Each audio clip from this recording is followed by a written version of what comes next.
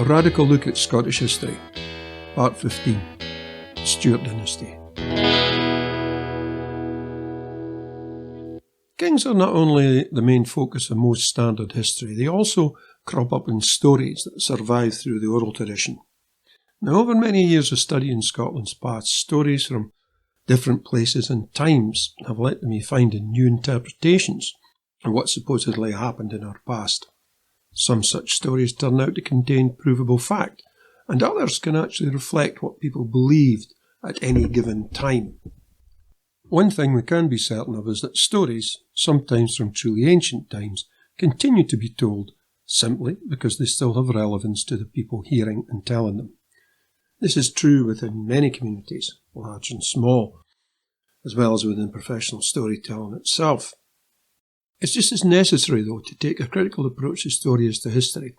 But nowadays, there is considerable evidence to suggest that oral traditions can carry verifiable data over tens of thousands of years. It's even possible that some stories still being told came out of Africa, or the first modern humans, hundreds of thousands of years ago. It's also the case that certain verifiable historical events become part of the storytelling tradition, and some of these concern what can be described as truly dramatic acts. Given the insecurities and plotting that surrounded so many of the Stuart kings of Scots from infancy, it is hardly remarkable that they incur in some such tales. One of these, that involves James II, has been claimed as the origin of a particularly gory episode on the recent television hit show Game of Thrones.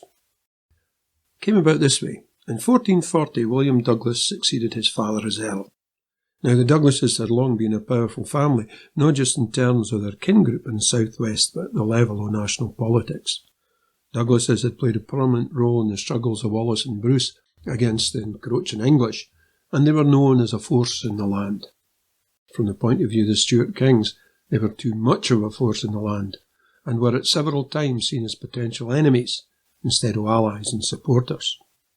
Now, intrigue and plotting were a way of life amongst the so-called aristocracy of Scotland in the Middle Ages. Much was spoken of honour, but there were many black-hearted and backstabbing deeds that those words shielded. William's father Archibald had been appointed Lieutenant General of Scotland, effectively the regent, after the assassination of James I at Perth in 1437. 2 years later, however, he was dead, and William succeeded to the title. Now, James II was only 10 years old at this time, and was pretty much under the control of the regent, Sir Alexander Livingston O'Callaghan, and the Chancellor, William Barnard of Crichton, both of whom had hated Archibald. He did not seem to have had particularly friendly feelings towards his son either. Now, William didn't help matters with his habit of parading around with a large bodyguard of heavily armed men and effectively flaunting his own power and wealth. Something needed to be done. So it was that on the 24th of November, William and his younger brother were invited to dine with the king at Edinburgh Castle. They turned up and were admitted to the castle with one adviser only, Sir Malcolm Fleming. The story then goes that during the meal a black bull's head was brought in on a plate. This was a symbol of death, and the 3 dinner guests were quickly dragged out and executed. Some versions of the story say that James II tried vainly to save the Douglases, but Crichton was adamant that they had to die. There have been persistent hints down the year that William's great-uncle James, who succeeded him as Earl of Douglas, was in on the plot, and the fact that the country did not descend into all-out civil war after this egregious flouting of all the rules of hospitality and decency lends some credence to this, as does his close cooperation with Crichton and Livingston afterwards. As it was, the power of the Douglases was not broken by this evil act, and they continued to be a thorn in the flesh of the Stuarts for many years. A wee poem has survived regarding this bloody event that shows just how it was perceived. Edinburgh Castle, Doon and Tour, God grant ye sink for sin, and that even for the black dinner Earl Douglas got therein. The next Stuart king was, oddly enough, James III, and he seems to have had a tendency towards paranoia, perhaps justifiably so. He wasn't particularly concerned that his brothers Alexander, Duke of Albany, and John, Earl of Mar, were plotting against him. Alexander was Warden of the Marches, the borderlands with England, and it seems he had a taste for raiding into England, often doing so without his elder brother's knowledge. In this he was abetted by several of the border Eden families, and James began to suspect that some of the raids taking place into Scotland were organised by Alexander. Convinced that his brothers were conspiring together to remove him, James made a move. It was soon reported that John, the younger of the two, had died of a fever, and rumours of witchcraft began to circulate. Another version of his end was that he'd been slowly bled to death in the dungeons of Craigmillar Castle. Maybe, since the Black Dinner, the people of Scotland thought there was no limit to the brutality of kings. However he had died, many were suspicious, and there are some who believe that the skeleton found walled up inside Craigmillar Castle in 1818 was John, Earl of Mar. Now, realising the danger he was in, Alexander fled to England, where he immediately began plotting with Edward IV to be installed, with English help, as Alexander IV. He soon headed north with a large English army led by the Duke of Gloucester, and at this point James was captured by a group of nobles at the court and imprisoned in Edinburgh Castle. Alexander and the English arrived, but Gloucester was forced into retreat, and though Alexander began to rule as regent, the plotting and counter-plotting continued. In 1483 James retook the throne, and after being defeated in battle at Lochmaben, in 1484 Alexander was in turn imprisoned in Edinburgh Castle. He still had his own supporters, though, who let him know they had arranged for him to be smuggled to France on a ship that had come into Leith with a cargo of wine from Gascony.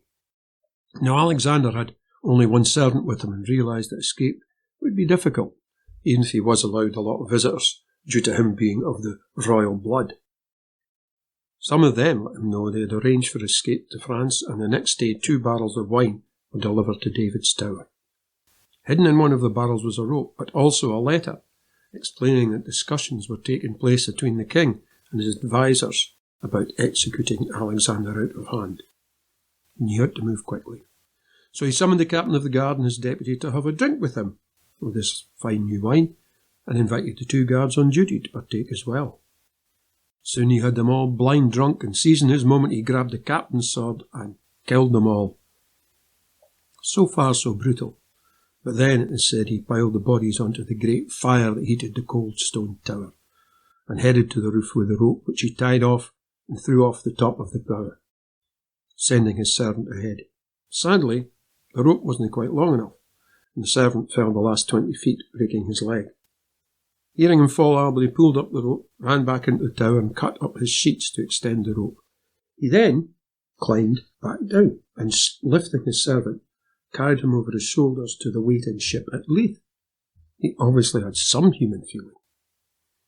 As we can see, the life of a Scottish monarch was anything but dull, but this leads to another reflection on the historical process. The ongoing obsession of most historians with big men doing big things. We are entitled to ask some questions. The portrayal of the past, and particularly in fictional works, both literary and digital electronic, often seems overly fixated on the supposed brutality of life. If all you have to go on to understand the past is the behaviour of psychologically damaged and or psychopathic individuals, this is bound to skew your understanding. Aye, the kings and those around them do seem to have regularly been a pretty nasty lot, but does this reflect contemporary society beyond the bounds of supposed courtly behaviour? In Scottish terms, we must remember that vast numbers of our population, till relatively recently, were brought up in small communities that were themselves part of extensive kin groups. One of the most obvious aspects of kin groups, tribal or clan behaviour, is the tendency to stick together, to care for one another, and to assume that everyone else in society was as brutal and self-centred as those vying for the throne at any given time.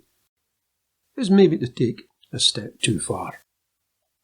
Next time, more on the Stuarts.